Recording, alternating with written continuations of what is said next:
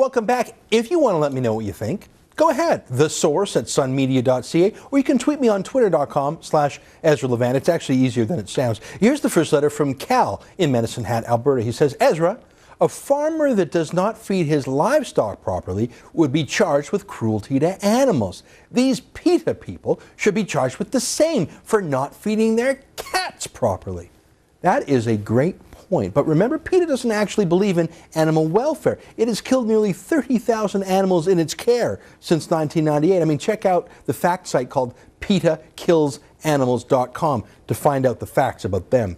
Here's another email from G. Seleserwitz. I'm sure I pronounced that right. Love the segment on vegan cat diet. A vet once told me that the ideal food for cats would be canned mice.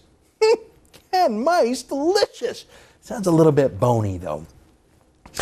From Steve A., who says, did you know that the Suzuki Foundation website claims that anyone disagreeing with him about climate change suffers from passive bystander syndrome? So anyone who questions Suzuki on climate change is both an enemy of Earth and or mentally ill. Look, I think David Suzuki has started to believe his own press releases, but then again, maybe not. With his multiple homes and his jet-set lifestyle, he's got the carbon footprint of a Sasquatch. It's sort of do as I say, not do as I do with him. Here's a tweet from Bald Jam, who says, Ezra's drunk again. In response to my comment that 4 months after our launch, we're crushing the state broadcaster. Drunk? Nah, unless you mean it metaphorically. Drunk with the happiness of our success. You know, last Friday, our channel crushed both the CBC and the CTV news channels in ratings, and we're not even 4 months old. Here's our next tweet from Stephen J. Nichols, who says, CBC is an unbiased public service, something Canadians are very proud of. No one cares if your biased network has ratings. Hilarious. The CBC is unbiased, eh? This is the network that has chosen to honor the 10th anniversary of 9/11 with a documentary with conspiracy theories claiming that the U.S. bombed themselves on 9/11.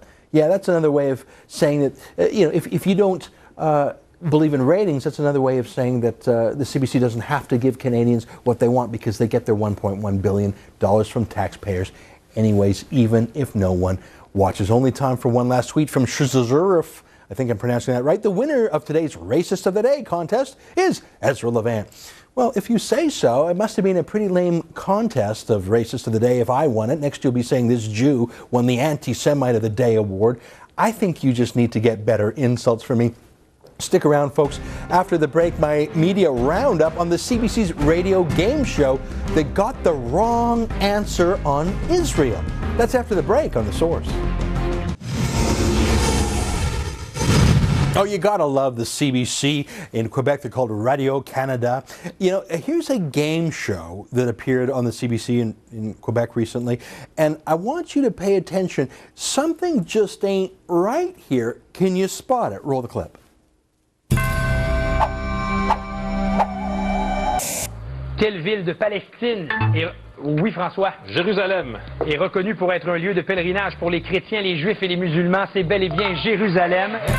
Vous marquez 5 points, mais le plus important... What city in Palestine is the center for pilgrims? Jerusalem? Huh? I didn't know there was a country called Palestine, and even if you're referring to the Palestinian Authority, the Gaza Strip, where all those kids were practicing how to be terrorists, and the West Bank, where they're just slightly less terroristy terrorists, well, Jerusalem ain't part of either. Jerusalem is part of a country called Israel, but not in the minds of the CBC. You see, the CBC has its own reality. It's a hard left reality, an anti-Israel reality, a pro-terrorist reality, an anti-Canadian forces reality, and these days, a pro-Gilles Duceppe reality. Hey, folks, you know what? I'm going to talk a little bit more about the CBC, this Gong Show game show, next week. On Tuesday, we're having a whole special about the CBC and how to free it from the government. Join us then. I'm Ezra Levant. Bye-bye.